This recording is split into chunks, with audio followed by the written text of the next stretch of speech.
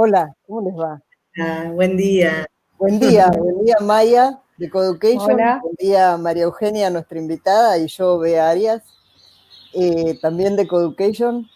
Tema muy interesante el que les trajimos hoy. Terminó llamándose el duelo de las certezas, y para traer este tema no trajimos a alguien de management o de gerenciamientos para ver cómo se manejan las pérdidas. Trajimos a alguien que es especialista en duelos para que nos ayude a transitar las pérdidas y los dolores. Así que nos vamos a preparar para un encuentro y una charla que es completamente diferente. Lo primero que te quiero decir, María Eugenia, y después te vamos a pedir que te presentes, pero lo que nos pasó fue que te invitamos y después no sabíamos cómo desinvitarte.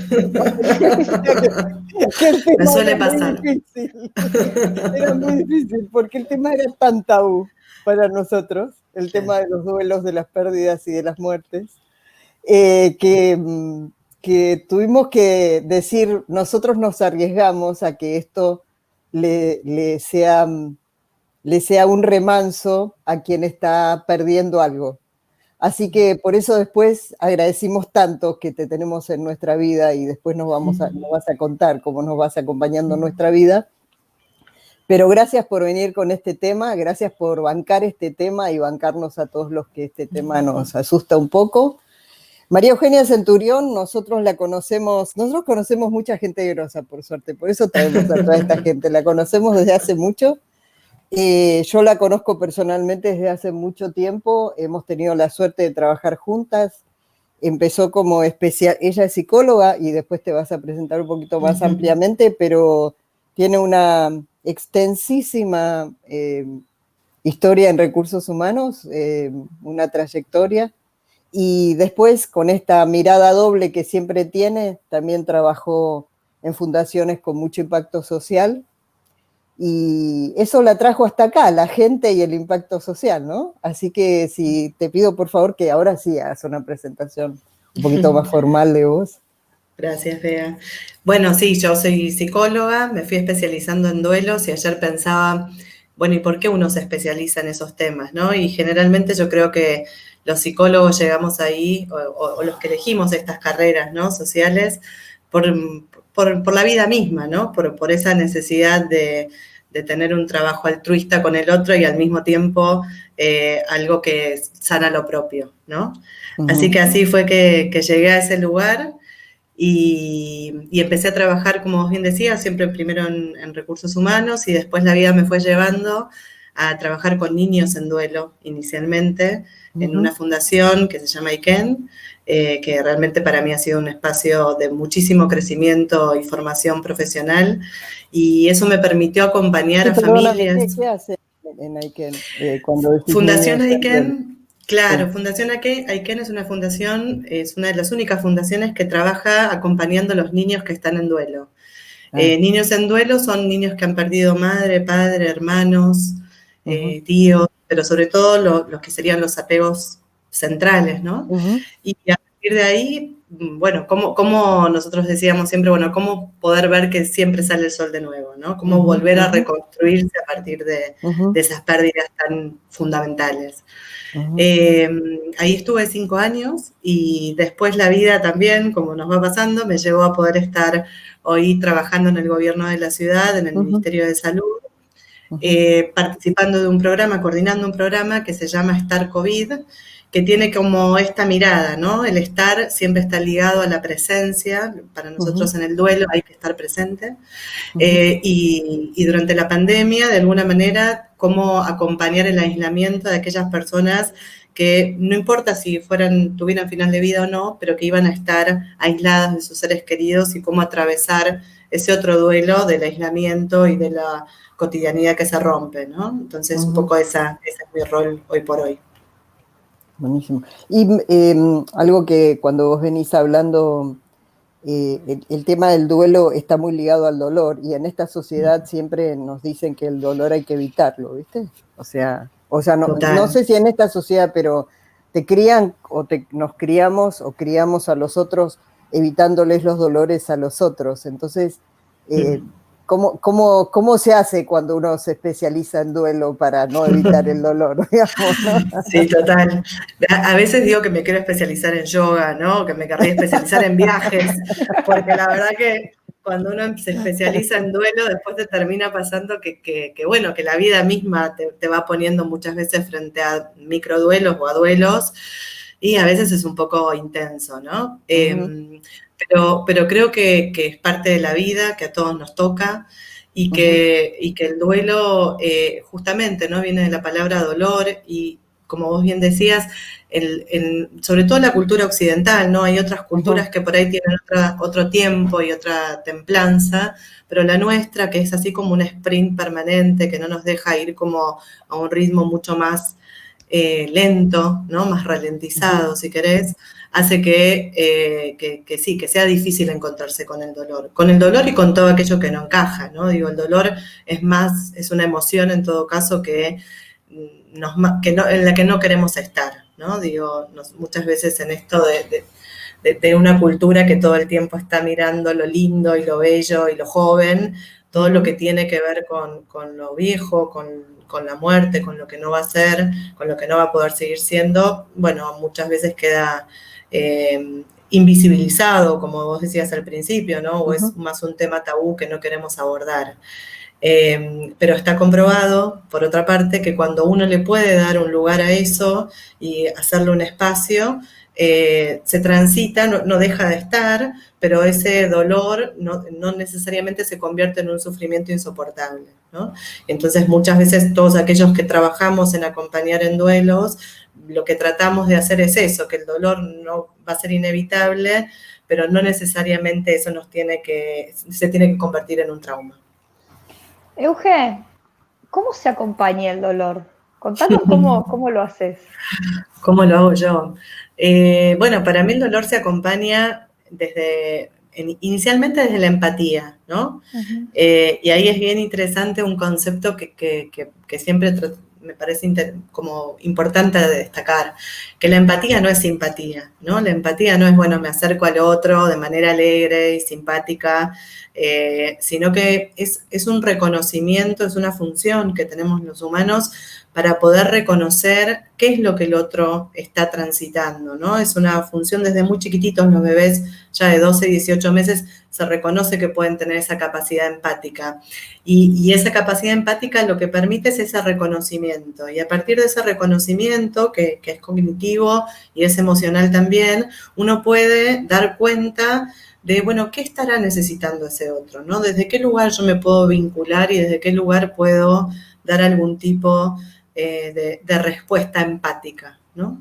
Y esa respuesta empática es más, o se acercaría más a tratar de interpretar entonces esas coordenadas para ver dónde el otro está localizado y qué es lo que el otro necesita, y menos lo que a mí me parece que le tengo que dar, ¿no? Porque, bueno, uno puede pensar que el otro necesita un abrazo y por ahí el otro necesita un espacio, o necesita solo una palabra, o necesita un mensajito de texto, ¿no? Un WhatsApp, pero, digamos, entender no es lo que yo preciso, por eso no es simpatía, no es como es muchas veces frente al dolor. La necesidad de estar vos en vez del otro. Exacto, claro. ¿No? Tal cual. O sea, frente al dolor nos pasa que es incómodo, entonces muchas veces uno quiere que el otro salga rápido del dolor, ¿no?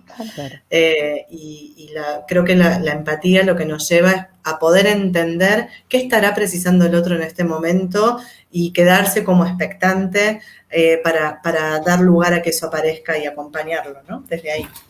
Me gusta mucho, Euge, el concepto que traes, ¿no? De la empatía. Nosotros venimos trabajando en los últimos podcasts acerca de la empatía, y la empatía es un tema que mueve muchas cosas, porque la gente le dicen tenés que ser empático y no sabe cómo ser empático, o sea, no tiene herramientas para volverse empático de hoy para mañana, ¿no? Y cuando te escuchaba, a mí este año, les cuento a todos los que están del otro lado, este año me tocó vivir una situación personal de duelo a partir del coronavirus, tuvimos que internar a mi abuelo y a mi mamá simultáneamente. Mi abuelo muy grande, 95 años.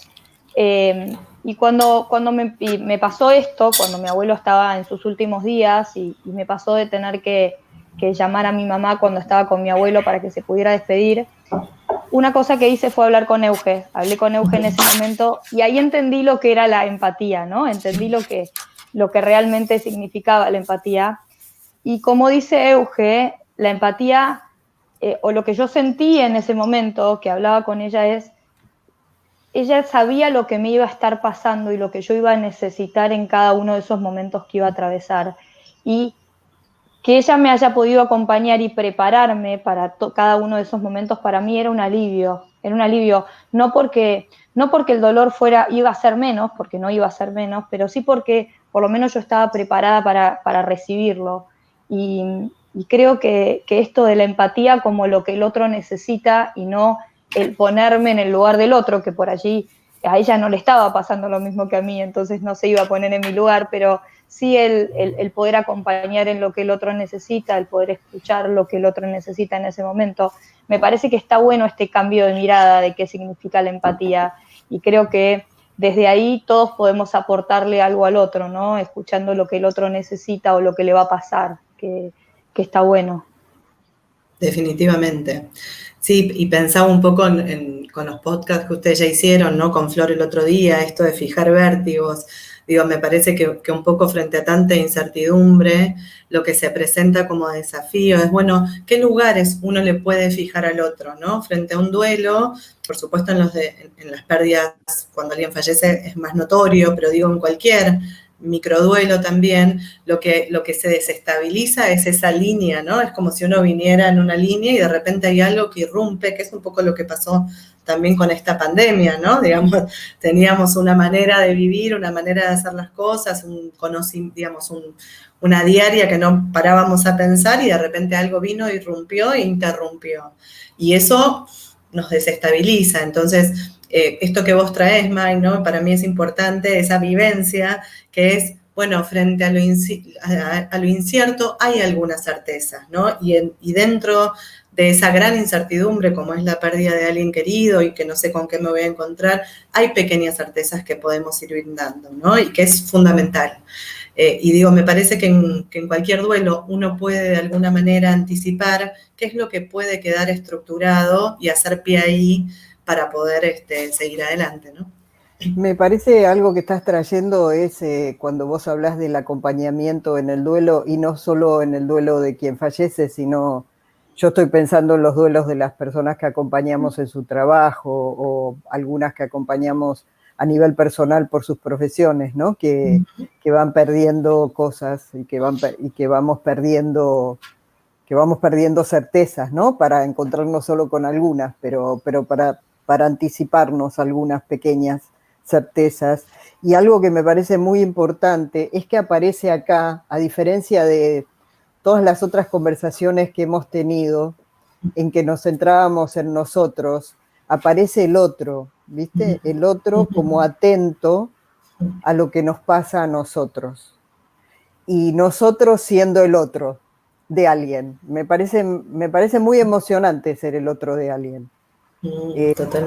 Porque esta pandemia especialmente nos metió mucho para adentro, siendo nosotros, centrándonos en nosotros, en cómo vamos a sostener esto, a dónde nos vamos a volver, ¿no? Y de repente te escucho a vos y digo, ¿y yo cómo soy el otro de otro? ¿Cómo me convierto en esa persona que llama al otro, que está atento del otro? Porque para detectar la necesidad del otro, otra vez volvés a bajar tu ego, tenés que estar ahí para el otro. O sea, si no simpatizás y entonces le das lo que vos querés, es como cuando vos haces un regalo que te gusta a vos, pero no sabés si te gusta al otro, digamos, ¿no? Pero a vos te gustó, así que después que lo cambies, bueno, no le escuchaste al otro, ¿viste? Torta de chocolate para alguien que odia el chocolate no está muy bueno, pero si a vos te gusta. Y en ese lugar yo me preguntaba, porque no solo desde el fallecimiento, pero si hay algunas herramientas que le podemos dar, que podemos transmitir en este momento en que hay tanto microduelo, en que tantas certezas se están cayendo, ¿no? Y vos decías ayer, en esta cosa del detrás de escena en el que nos preparábamos, decías, pero lo que pasa es que la muerte es una de las únicas certezas que tenemos, ¿no? Y sin embargo es de las que más nos escapamos. Entonces yo me pregunto si eso lo trasladamos a nuestro plano laboral, por ejemplo, si nosotros, aun cuando tenemos las certezas de que este trabajo así como está se va a terminar, o este ciclo laboral así como está se va a terminar, porque se termina más tarde o más temprano, ¿cómo es que nos aferramos tanto a esa incerteza, digamos, ¿no? Que no es incertidumbre, es una incerteza, porque no es. Claro. Y sin embargo, no nos podemos preparar para eso, es como que nos aferramos, ¿no? Y yo me pregunto, ¿por qué nos aferramos tanto? ¿Por qué pensás que nos aferramos tanto a la certeza si no andamos más livianos por la vida? Porque es lo que conocemos, porque es lo familiar, porque es lo que da seguridad, por el apego, ¿no? ¿Qué es el apego? ¿Qué palabra? El apego. El apego tiene que ver con, es una teoría muy interesante, ¿no? Que la desarrolló John Bowlby y después otros la han continuado.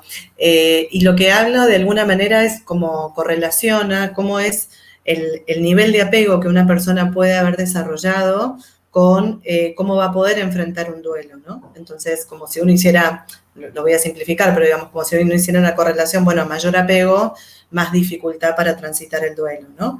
Pero más que mayor o menor apego, en realidad hay como diferentes formatos en el apego, ¿no? Hay apegos que son seguros. El apego es un concepto que se teje o que se desarrolla a lo largo de la primera infancia sobre todo, pero a lo largo de la vida, y que se genera en lo cotidiano, ¿no? O sea, el apego es menos el amor y más lo cotidiano, más el cómo desayunamos, cómo charlamos a la mañana, cómo nos enojamos, cómo nos divertimos, ¿no? Es como esa red de seguridad, de contención, que hace que para un niño, sobre todo, digamos, para todos que hemos sido niños, ¿no? Bueno, esta es mi casa, ¿no? Es como decir, este es el lugar seguro. Ahora, cuando eso se da cuando hay idealmente, digamos, cuando hay una mamá disponible que puede generar ese, disponible no es que esté presente solamente, disponible es que genere las condiciones para. Y un entorno, ¿no? Que ayuda a que esa mamá pueda brindar esa seguridad. Ahora, tenemos otras personas que no han tenido esa disponibilidad, entonces probablemente no han constituido un apego seguro y quizás han constituido un apego evitativo o incluso un apego desorganizado. Entonces, frente a eso, muchas veces lo que nos va a pasar o va a ser un buen predictivo de cómo vamos a poder enfrentar los duelos o las incertezas, ¿no? Si uno puede desde muy chiquitito construir ese espacio seguro, es probable que entonces pueda posteriormente, frente a un duelo, transitarlo de una manera mucho más estructurada, ¿no? A la inversa, ¿no?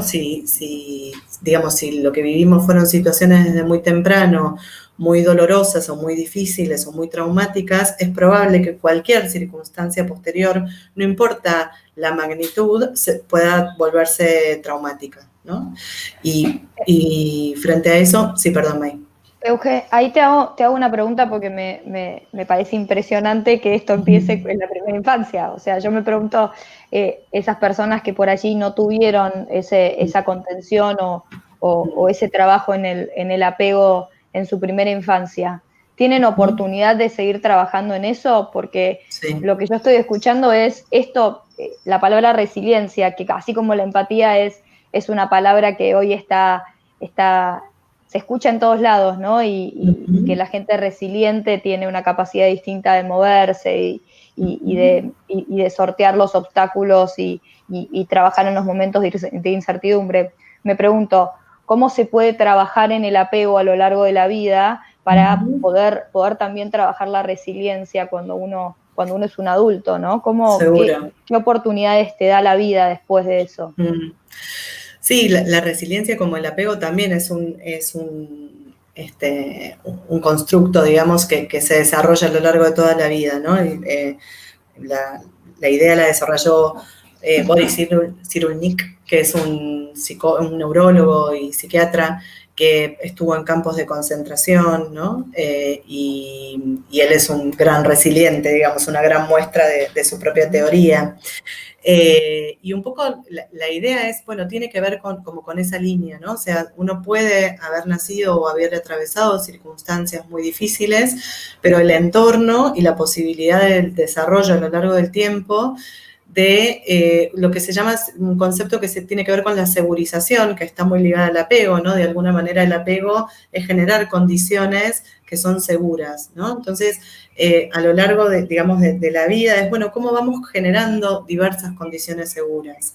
Ahora, como bien decía Bea antes, bueno, el desafío es que esa condición segura no se convierta en algo a lo que me aferro y no puedo soltar, ¿no? Digamos, ¿cómo puedo lograr generar condiciones de segurización, pero al mismo tiempo con un nivel de flexibilidad que me permita no quedarme aferrado, ¿no?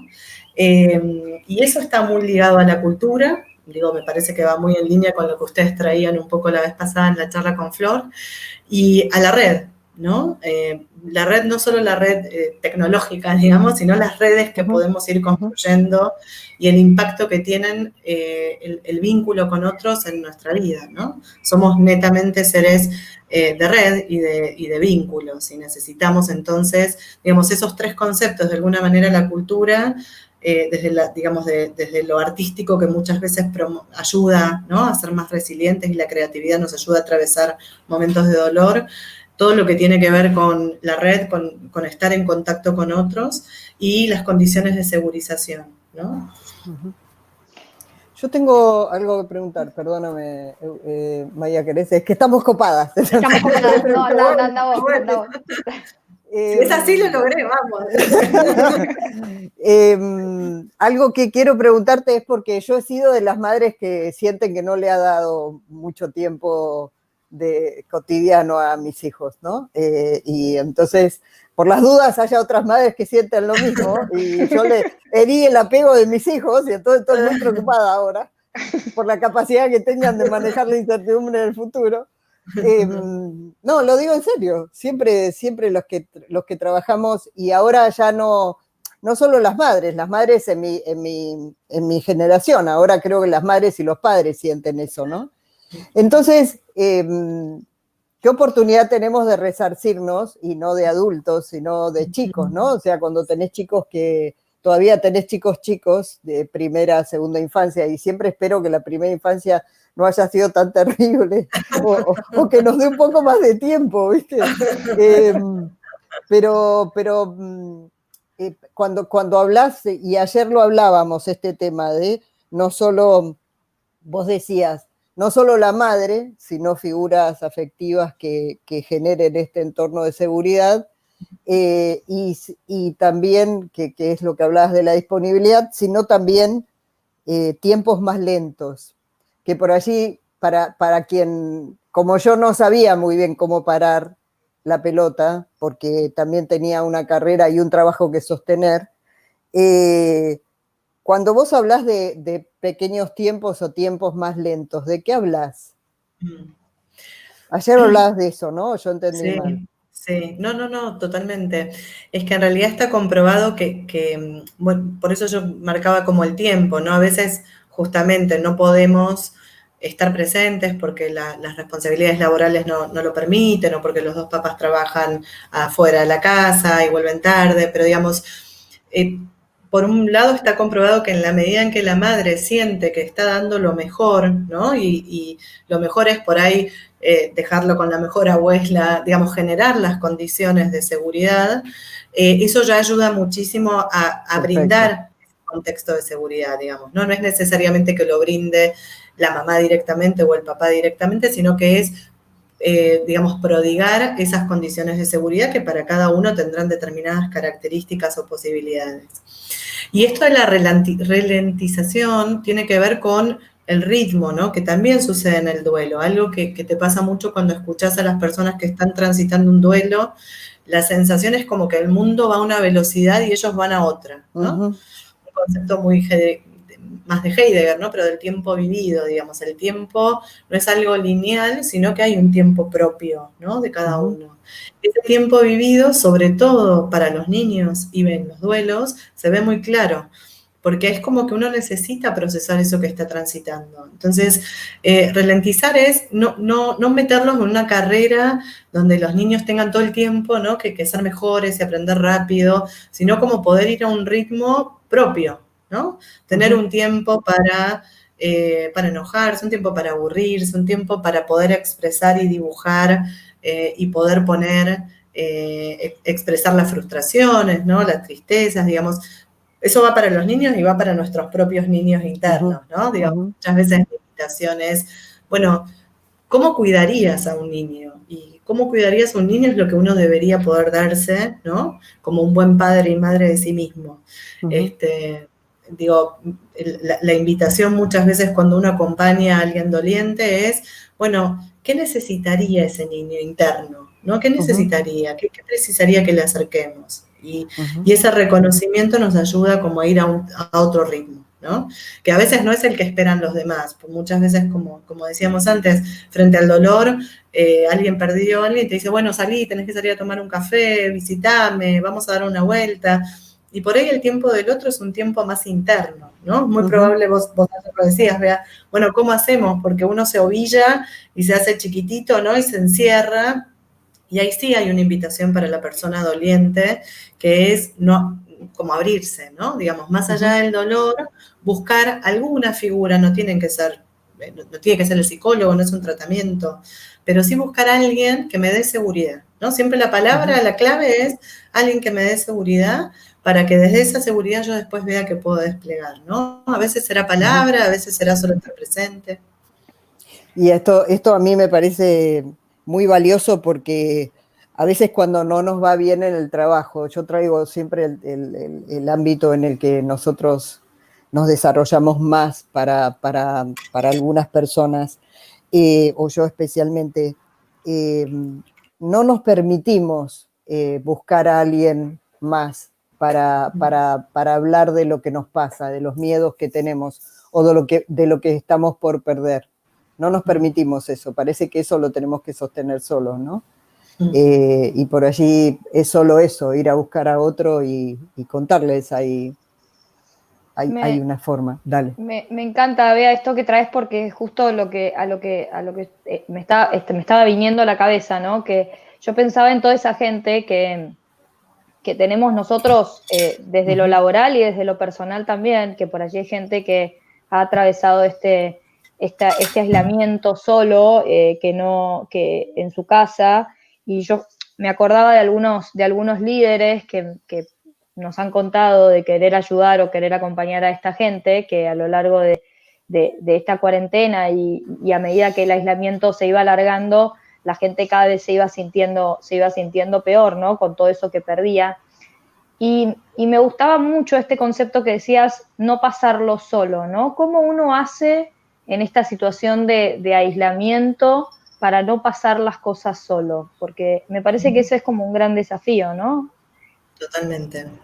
Sí, a ver, en la experiencia personal, a mí que me tocó trabajar en hospitales, ¿no? En el inicio de la pandemia, cuando teníamos todos tanto miedo de contagiarnos, ¿no? Nosotros armamos equipos en 18 hospitales y la verdad que lo que más ayudó es la red. Entonces, digo, respondiendo a esto, era poder transitarlo con otros, ¿no?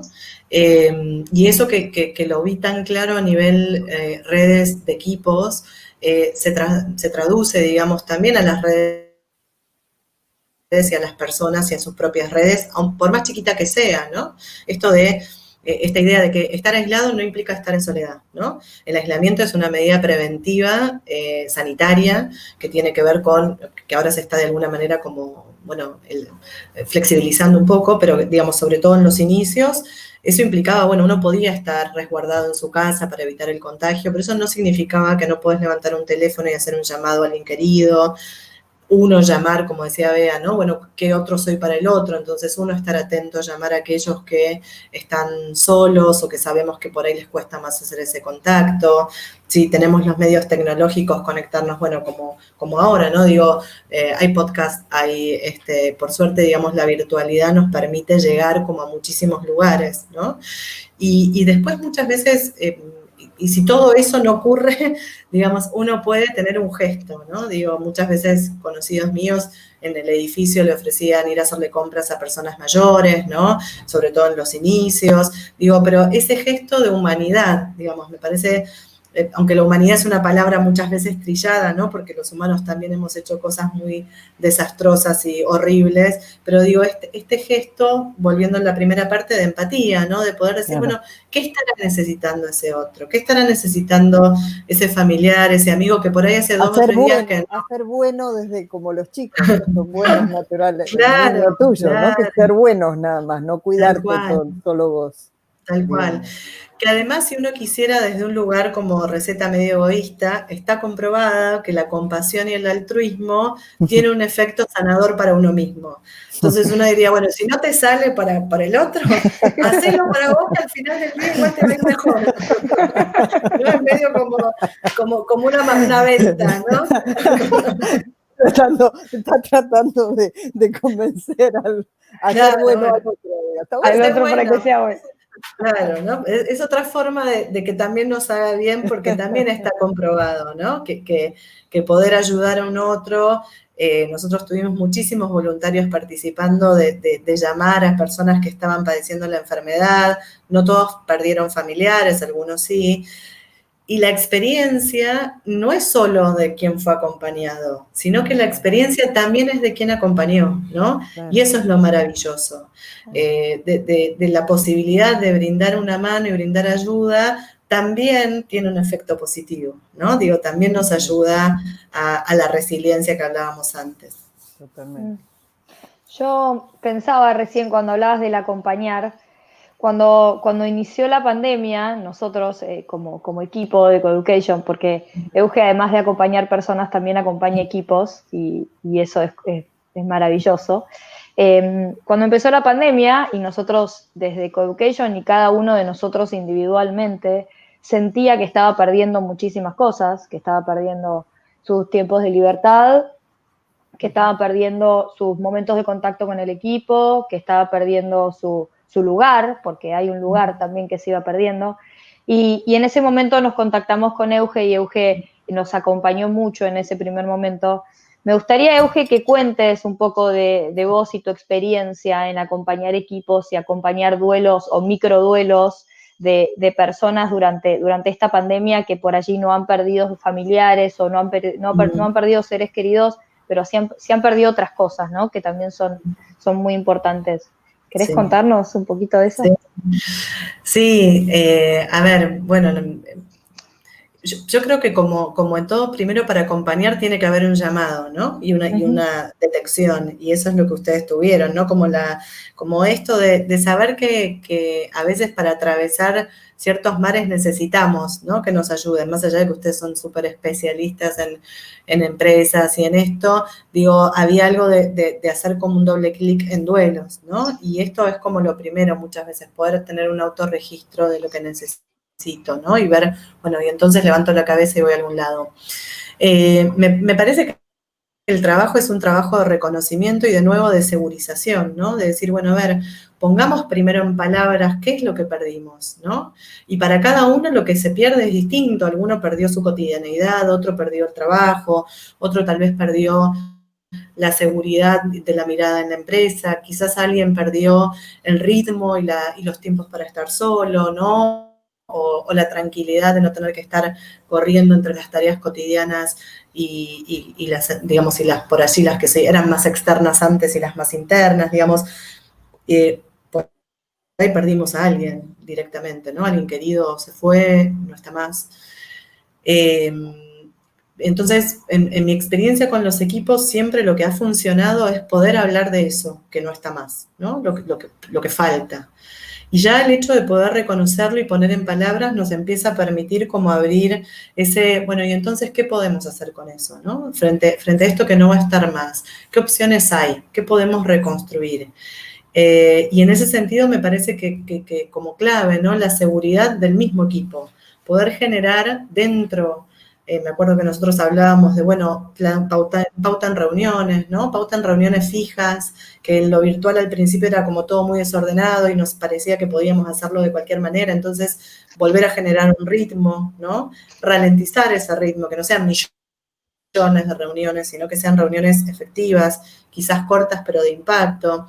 Y después todo lo que tenía que ver con microespacios, digo, nosotros con nuestro equipo tenemos un espacio para tomar un cafecito reservado y que lo guardamos como si fuera oro, o al principio después almorzábamos juntos, ¿no? Virtualmente, pero teníamos como esos espacios que antes lo teníamos en lo cotidiano, de alguna manera los recreamos creativamente en lo virtual, pero no los dejamos de tener, porque necesitábamos tener ese lugar de charlar, de contarnos, y cada uno de los encuentros habíamos armado como un pequeño mantra donde nos recordábamos para qué estábamos, ¿no?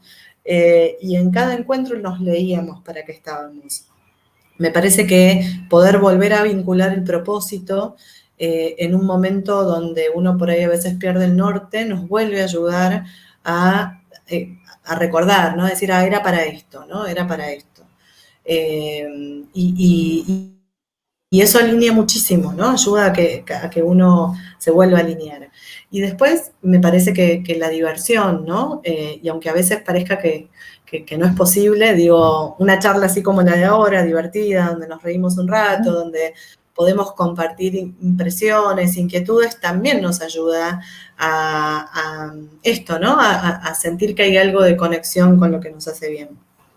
No sé si esto, sí, me parece que, perdón, que lo que me parece, lo que me dispara esto es algo que nos pasó a nosotros, que al principio de la pandemia y después le pasa, y creo que va pasando en todas las pérdidas. Nosotros nos empezamos a pelear mucho porque le reclamábamos al otro tiempo si el otro estaba tratando de pararse, primero de ordenarse adentro de la casa, ¿no? O sea, esta cosa de que de repente teníamos que limpiar, cocinar, atender a los chicos y además trabajar en el mismo tiempo, y esos eran 8 horas de otra persona, no eran 8 horas nuestras. Después nos reclamábamos que no estábamos mucho tiempo juntos o que no estábamos tanto tiempo juntos y no podés estar 8 horas online. Entonces, y ahí fue cuando, en el caso mío, que yo te conozco, yo entendí que por más especialistas en equipos que éramos, no sabíamos hacer esto. Esta era una nueva, bueno, otra vez la pandemia, una nueva habilidad que nosotros no teníamos.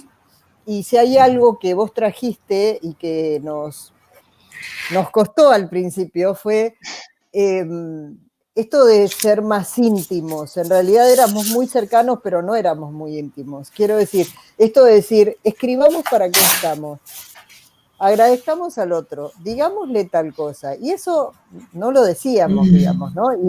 Y acá y no solo en equipos de duelos de pérdida, sino también en equipos o en grupos, incluso familiares, donde está bueno reconocer qué es lo que está pasando. A veces cuesta ser íntimos, a veces cuesta escribir un propósito y decírselo al otro. Te da como una vergüencita, no sé, como un pudor, ¿viste? Como que no es tan... ¿Se ve? O sea, total. Ustedes pues están entrenados, pero yo me imagino equipos, y no nosotros, digamos, ¿no? Nosotros que somos bastante cercanos, digamos, muchas veces vivimos juntos, viajamos mucho juntos, con lo cual vivimos juntos mucho tiempo y somos muy cercanos. Me imagino gente que no es muy cercana y solo va a trabajar y tener que conectarse con la mujer y los hijos escuchando y que diga, yo quiero decir, ¿entendés? Es como, mi propósito es tal, ¿viste? Es como que vas desnudando, abriendo kimonos, que para allí es muy íntimo, es distinto, digamos, ¿no? Sí, total. Pero ahí de nuevo, ¿no? Digo, las condiciones, por eso creo que es algo como una construcción, como decíamos, del apego y como la resiliencia, digamos, no es algo que se alcance de una vez. Y no es algo, y si hay algo que yo aprendí, por lo menos en esta pandemia con los equipos, ¿no? A mí me ha pasado esto que les cuento, de transitarlo con un equipo que se armó ad hoc para la pandemia, ¿no? Y entonces, y les estoy hablando pensando en 3 equipos, ¿no? Distintos, de gente, digamos, de gente de 18 hospitales que no nos conocíamos antes de la pandemia, gente especialista en una temática, que tampoco habíamos trabajado todos juntos, y otro equipo que se había armado ad hoc.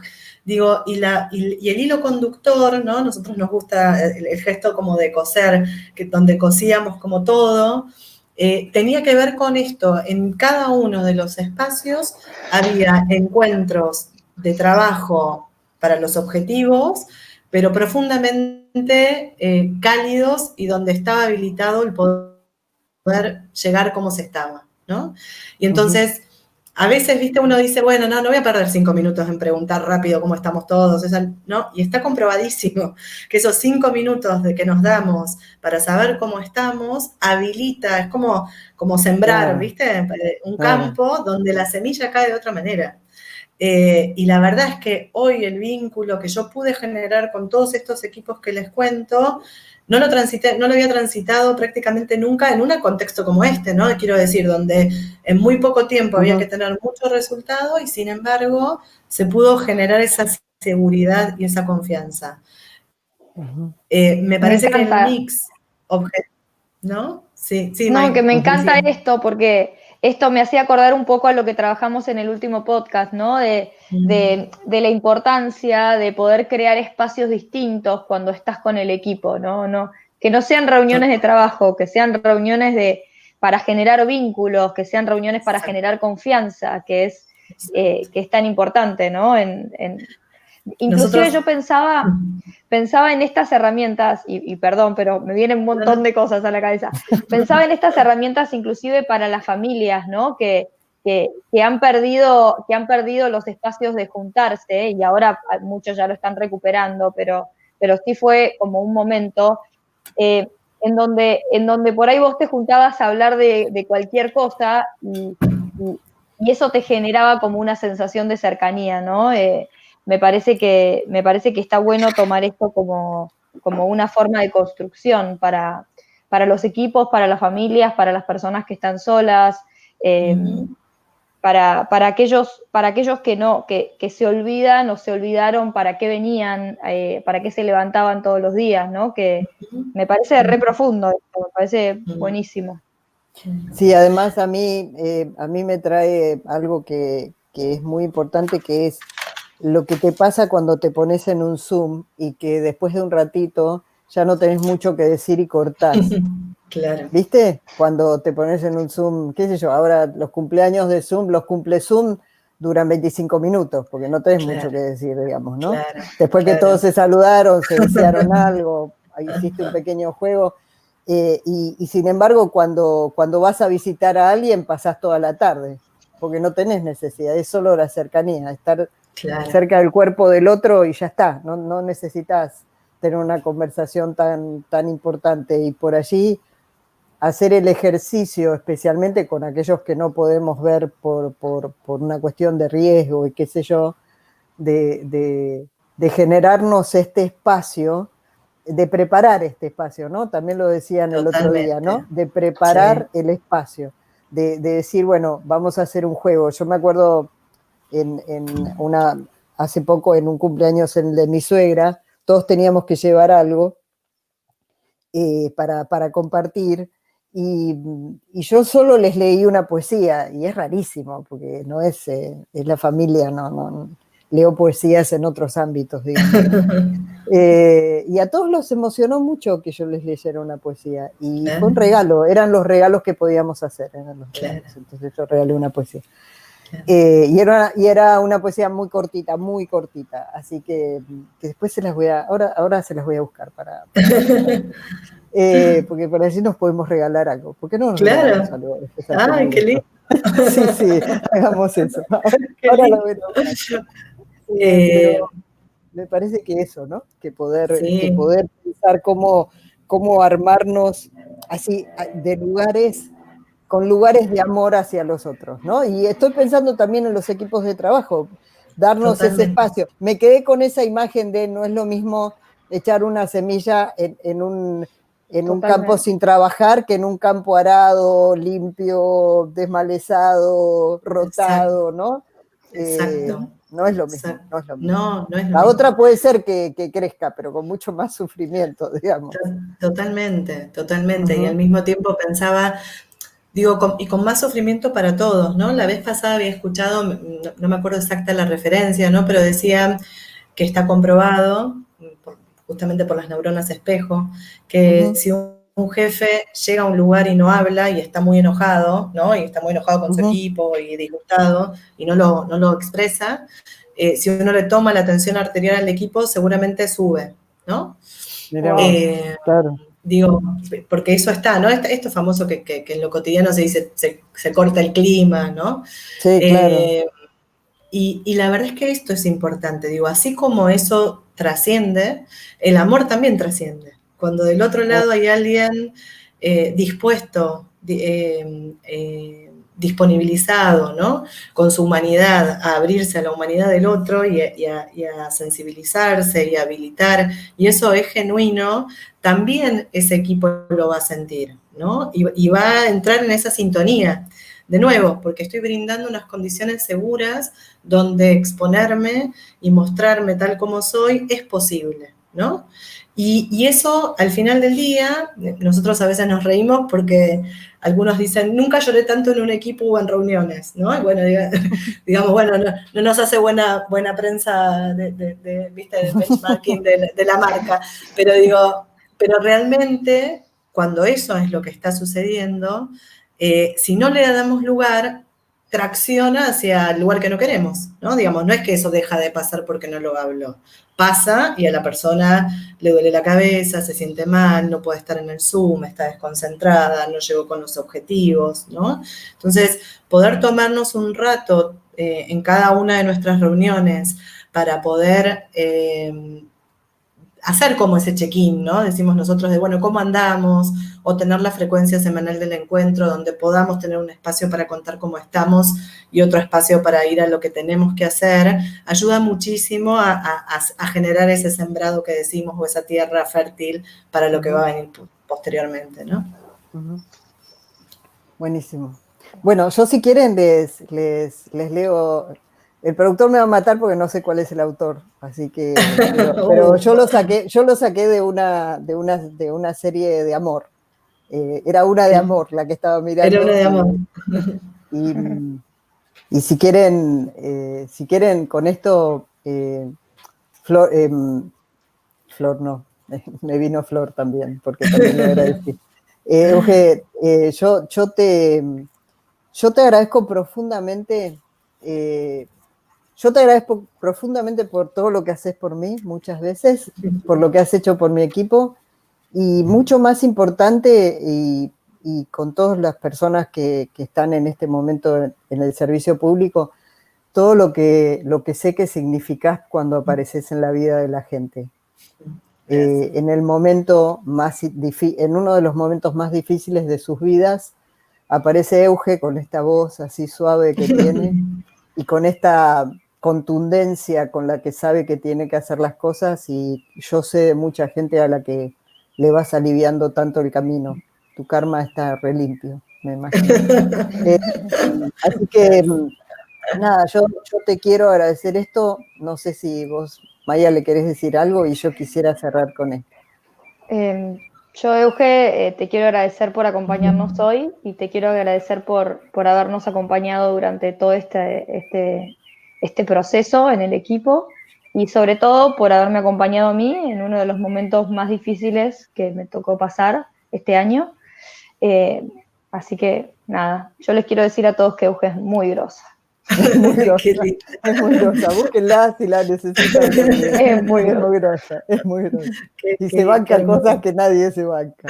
Y Ella y nadie todos se los va. equipos con los que trabaja. Wow. Bueno, se llama La Isla, ¿sí? Mm. Y dice, alguien que viene de visita es algo monumental. El pasado, el presente de esa persona y su futuro llegan con ella, porque su vida entera llega con ella.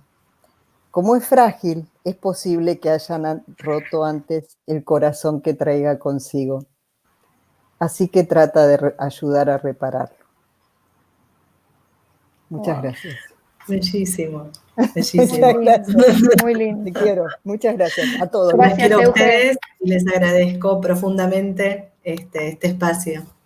Gracias. Un amor. Gracias. Acá estamos. Gracias a todos. Nos abrazamos fuerte. Chao, princesa.